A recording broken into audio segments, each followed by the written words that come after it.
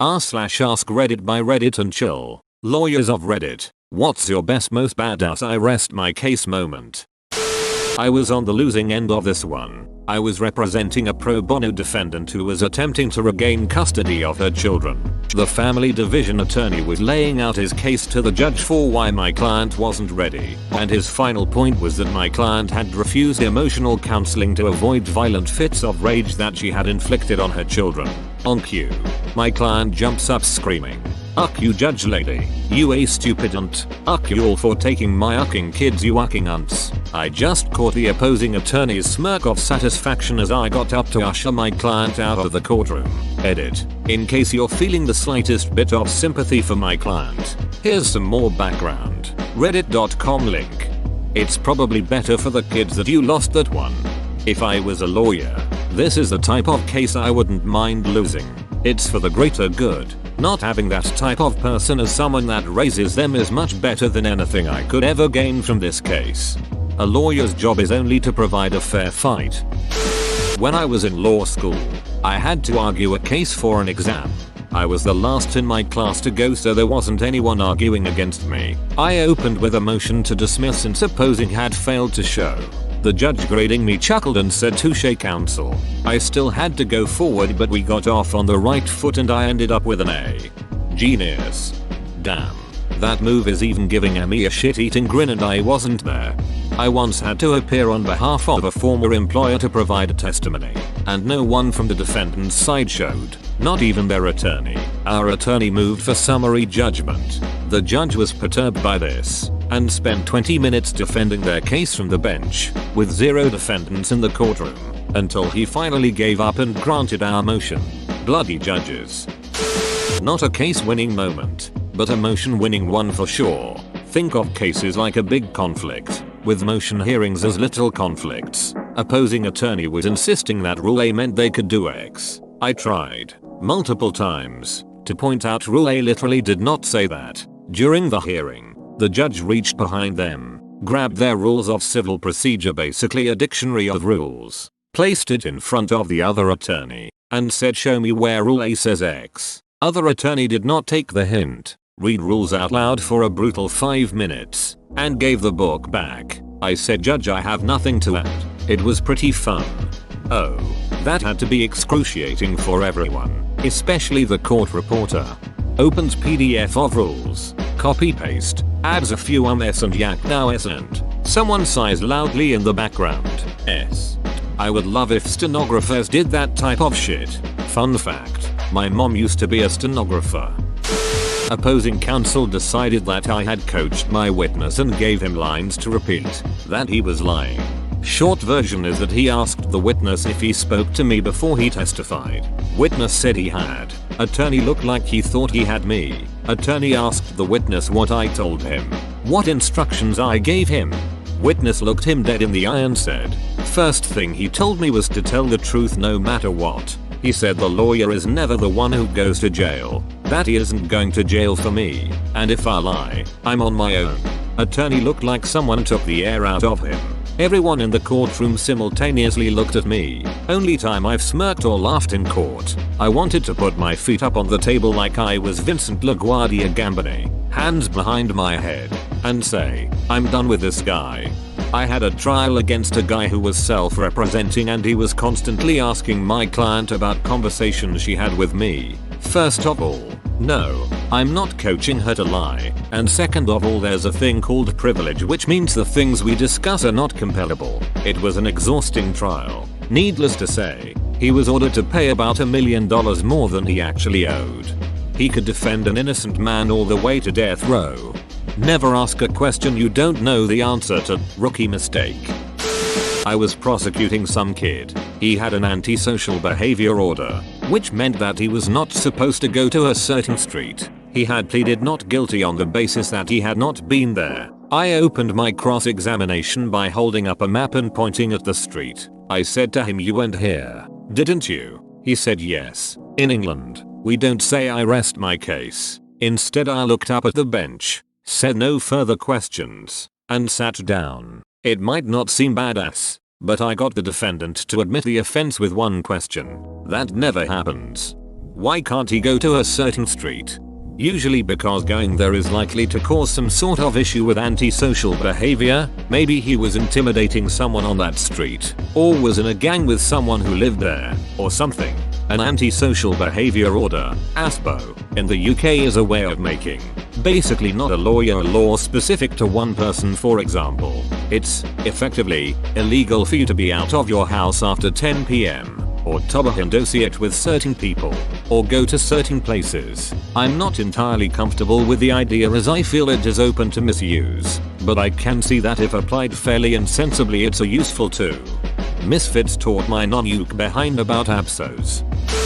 Corporate lawyer, so I don't have cases to rest. But once opposing counsel was forcefully insisting that it was ridiculous for me to expect a certain provision in a contract we were negotiating, and I pointed out that this provision was standard in his own firm's contract forms, as I knew from several prior transactions I'd worked on across from them.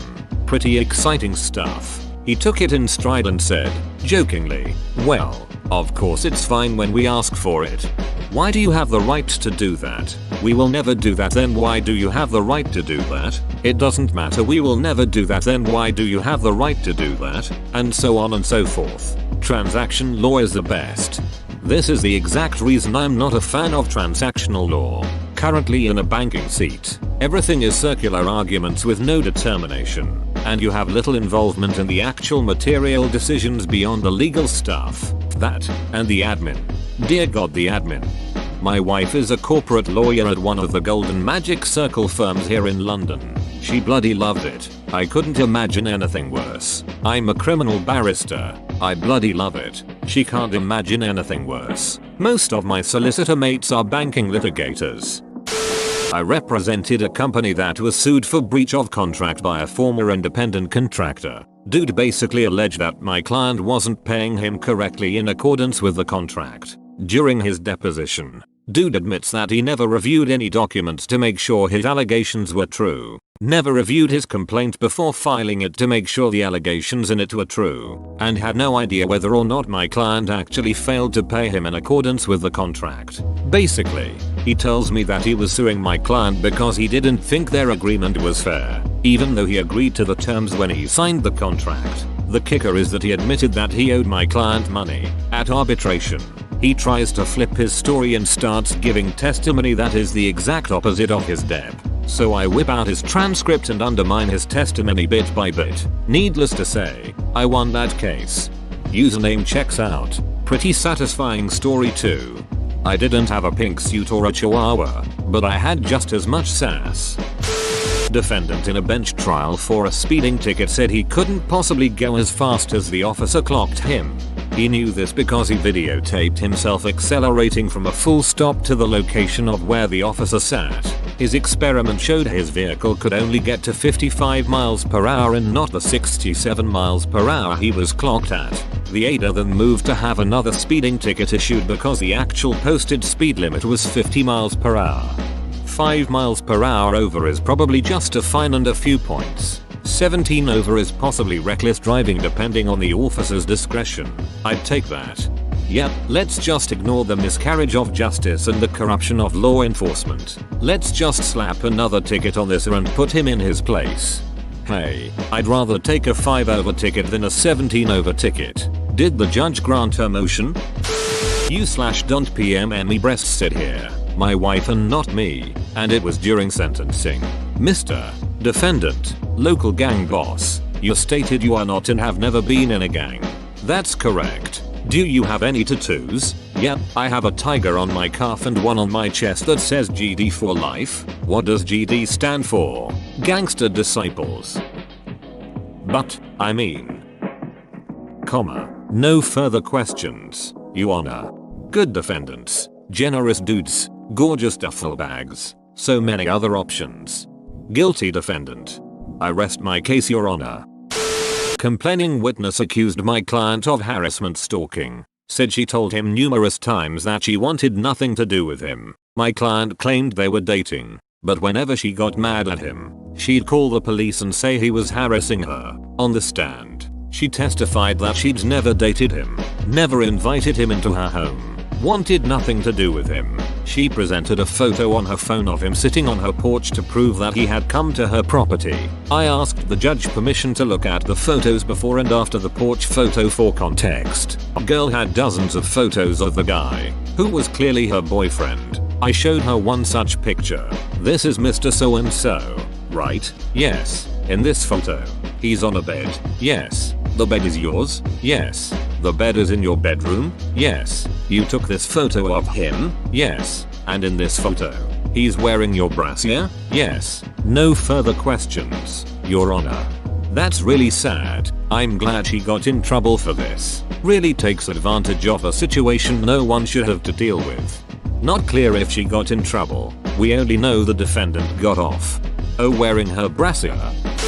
Ian Albert, I was in traffic court one time and saw a lawyer straight up murder a cop with words. The cop had previously testified that the weather on the night of the traffic stop was heavy rain and winds so strong that the defendant could only open his window 3 inches, and that the car had stopped on an area with very little shoulder, forcing the cop to approach from the passenger side, not the driver's side. The cop had then testified that he smelled a strong smell of alcohol on the defendant's breath. When the defense lawyer got up, he repeated what the cop had said almost verbatim and asked how he could have possibly smelled alcohol on the breath of someone on the other side of the car, through a 3 inches crack in the window, on a night with pouring rain and strong winds. The cop sort of opened and shut his mouth a few times, squirmed around in his seat, and said, "That's just what I always write in my log, to remind me that it was a DUI stop." The judge threw the case out. No motion to dismiss needed. Then he took a break and called the traffic prosecutor and the cop into his office. I'm guessing it wasn't for a nice spot of tea and some scones. Edit. Really, people? You've never seen Ianl in a comment thread before? How about writing DUI stop in the book? Much shorter. Good God, man. Because if he writes smelled alcohol, then it's an indication of probable cause and it's usually a good record for later reference in court. That is, unless it's across the car in the pouring rain through a small window crack. The scummy thing is that the cop writes it even if he doesn't smell alcohol. Because if he writes smelled alcohol, then it's an indication of probable cause, except in a situation where that didn't at all happen, in which case it should be regarded as perjury when he says it under oath. I'm relatively junior, so I'm hoping to beat this one day. I defend professionals and brought a motion to dismiss a case on the basis that the plaintiff could not prove my client was negligent as she had not served the required expert evidence. As opposing counsel and I waited for our motion to be heard, we were sitting in the courtroom. The judge, who I did not know and who had not read our materials, wanted to talk to the parties of a short trial which was to be heard after our motion was argued. That matter was also a professional negligence matter and the plaintiffs had no expert support. The judge then spent 10 minutes explaining that he had practiced in professional negligence for many years and was well versed in the evidentiary requirements to prove the elements of professional negligence. In fact, he said, I very rarely use the word impossible in this courtroom, but it is impossible for you to be successful without expert evidence. Our matter was then called and I reveled in explaining to the judge that he was about to hear a motion to dismiss a professional negligence case on the basis that the plaintiff had no expert evidence. I won. Did opposing counsel see it coming? That will be explored at opposing counsel's deposition for their own professional negligence. My sister got T-boned by a car, causing a concussion when I was younger. Long story short, we were in court with the judge, who asked the driver if he had ever sped before. No, Your Honor, I never speed, was his reply. The judge asked him a couple more times if he was sure, if he never sped, ever. The driver was adamant that he never sped and never had before. A few minutes later, my sister's lawyer gave the judge some paperwork. She read it and said to the driver, it seems that you have some past driving violations. Can you tell me what they are for? Speeding. The driver had to pay medical bills for my sister. I feel like never is not a word that should be said in the courtroom. Not to my recollection, probably would have saved an additional perjury charge. It's satisfying when a bad liar gets caught. A smarter person would say that instead. We had a case where opposing counsel was cross-examining our expert witness on hydrology regarding some silt runoff issues. Mr. Smith Wouldn't you agree that the book I'm holding is highly respected in your field and considered to be the gold standard on the subject? Witness: I am aware that it is highly regarded in my field. Would you be willing to explain, in your own words, what paragraph 610 on page 121 is describing? Witness reads the passage word for word. Yes, I can read, but could you put this passage in your own words for the court? Witness: these are my own words. I wrote it. We were the defendants. We were being sued by Idaho over silt in a lake. We were able to prove that we weren't responsible and prevailed. It actually originated from another site and entered the lake. Elsewhere, however, that site was owned by a very large corporation, and I don't think the Hoa wanted to fight with an entity that could fight forever. I'm guessing they were trying to discredit the expert witness. At least pick up a different book if you're trying this. LOL, this is fantastic. Please describe the OC's reaction in glorious detail. I do mostly solicitor work, so if I'm doing my job right I don't get a whole lot of these type of moments. That being said, I had a long-time client who was being sued and I got to shut down the guy suing him in a very satisfying way. So my client had hired a guy, we will call Kevin, as basically a right-hand man for his company. The employment contract wasn't done yet, but they had an agreement that Kevin would work 6 weeks at a lower wage and then sign the contract and get the agreed upon wage. So the guy works decently for 5 weeks and then is given the contract to sign. He comes back to the owner, my client, and says that he has some small changes he would like to make. When the owner gets the contract back, he finds that the small changes involve removing the duties and responsibilities section, basically the job description, and the non-compete confidentiality clause. Not only that, but he has written in a higher salary than agreed and added a bunch of new benefits for himself. Obviously, my client tells him that he can either sign the contract as it was originally laid out or he can find himself another job. He takes the latter option, but he starts a lawsuit against the owner wanting to be paid for the 6 weeks he was supposed to work, which had already been paid, 2 weeks in lieu of notice and 5 weeks vacation pay. Classic Kevin. Seems Kevin moved on from making his teachers laugh to making the courts laugh. IP lawyer. Deep in a set of terms and conditions on a website, our client's details, name and contact details, were listed, so it is very evident that they just copy-pasted our client's legal terms and conditions and missed a couple of details they needed to change. I was handed the matter, did a quick Ctrl+F for client details, and it was an open and shut case. Not really that impressive, but saved me hours of time going through each term one after the other, noting exact similarities for a letter of demand. Welcome to the world of law, where we spend millions on technology but people don't know how to Ctrl+F or use a simple spreadsheet. It's not that they didn't know how to use Ctrl+F, it's that they didn't know they needed to replace anything else because even the lawyers don't read the entire EULA. I know this isn't the point of the post or your comment, but if the EULA is too long for the fluffing lawyers, I genuinely think it's unethical to hold up the expectation that users will read it. I saw another thread asking about this a while ago, and someone in there linked to this, which I actually really liked. Probably OP of the comment, you/Garrett Carroll. I remember that story. Man, that was a blast to read the first time and now the second time as well. Thanks for bringing it up again. Did the original person post it more than once? The comment had 1 like. Default. So I assumed no one saw it besides whoever just linked it. Great story, but not sure how they arrest someone for insurance fraud when he never filed an insurance claim. Edit. For the people who keep telling me that he was arrested for arson, not insurance fraud, please reread the story. He was arrested for both, only tried for the arson. Not a lawyer, but during a particularly nasty employment mediation hearing, I got to ask my former employer a question about payments per employment law. Me. Did you or did you not pay into state-mandated unemployment insurance fund for all your employees past and present? Silence. Mediator. Sir, answer the question. Silence. Mediator. Well, let me ask it. Did you or did you not pay into state-mandated unemployment insurance fund for all your employees past and present? Silence. Mediator. I'll take that as a no. Now, How can silence be taken as an admission of guilt? It's mediation. Goodwill in entering into the process and answering relevant questions weighs heavily. Ah, that makes sense. Thanks. As a young attorney, I had stated a claim that an insurance company was dragging out a case in bad faith, in hopes that my elderly client would die before they had to pay him.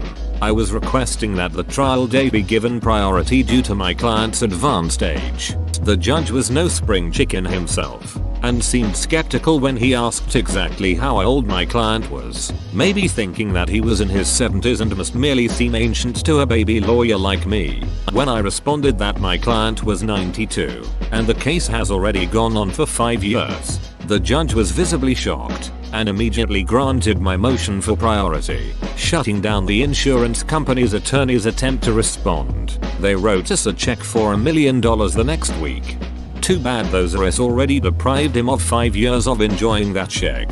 To be fair, the check would have been a lot smaller if they hadn't tried to wait him out. His actual damages were only a few $100,000 max, but the bad faith insurance claim opened the door for a much higher recovery, in excess of the policy limit. So when they saw we had a fighting chance of getting that, they just gave us the entire policy limit to settle. I was representing a woman with a severe neck injury. Opposing counsel presented a test result that showed her cervical exam was normal. I felt almost bad when I pointed out he had the wrong cervical area in mind. I wonder how red his face got. If I was that lady, I'd have made my neck injury worse from throwing my head back in laughter. I'm not a lawyer, but the most memorable court scene I witnessed was 1968, Sacramento car. I was waiting to be tried in traffic court, my usual speeding, before Earl Warren Jr., the son of the great Earl Warren of Supreme Court fame. The guy before me was being tried for reckless driving. When it got down to sentencing, Earl Warren Jr. ordered some nominal fine and that the defendant attend traffic school. The defendant got all upset and began ranting how he didn't need to go to traffic school.